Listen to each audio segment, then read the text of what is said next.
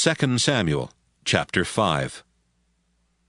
Israel's leaders met with David at Hebron and said, "We are your relatives.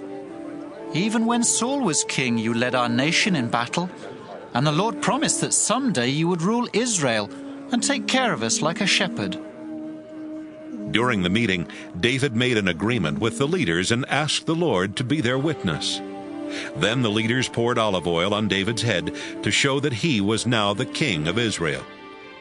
David was 30 years old when he became king, and he ruled for 40 years. He lived in Hebron for the first 7.5 years and ruled only Judah. Then he moved to Jerusalem, where he ruled both Israel and Judah for 33 years. The Jebusites lived in Jerusalem, and David led his army there to attack them.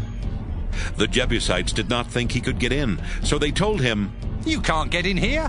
We could run you off, even if we couldn't see or walk." David told his troops, "You will have to go up through the water tunnel to get those Jebusites. I hate people like them who can't walk or see."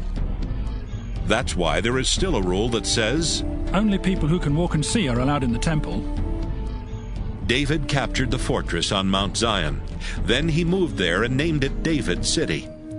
He had the city rebuilt, starting with the landfill to the east. David became a great and strong ruler because the Lord all-powerful was on his side. King Hiram of Tyre sent some officials to David. Carpenters and stoneworkers came with them, and they brought cedar logs so they could build David a palace.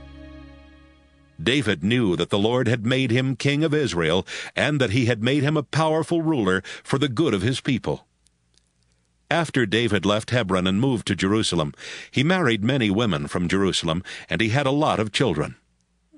His sons who were born there were Shemua, Shobab, Nathan, Solomon, Ibhar, Elishua, Nepheg, Japhiah, Elishama, Eliada, and Eliphalet.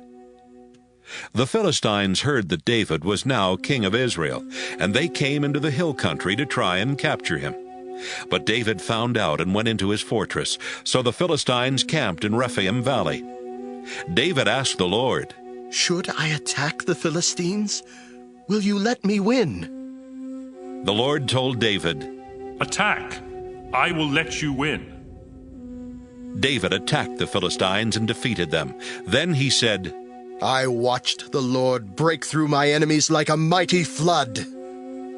So he named the place, "The Lord Broke Through."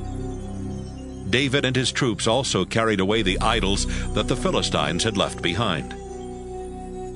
Sometime later, the Philistines came back into the hill country and camped in Rephaim Valley. David asked the Lord what he should do, and the Lord answered, "Don't attack them from the front. Circle around behind and attack from among the balsam trees. Wait until you hear a sound like troops marching through the tops of the trees. Then attack quickly. That sound will mean I have marched out ahead of you to fight the Philistine army." David obeyed the Lord and defeated the Philistines. He even chased them all the way from Geba to the entrance to Gezer.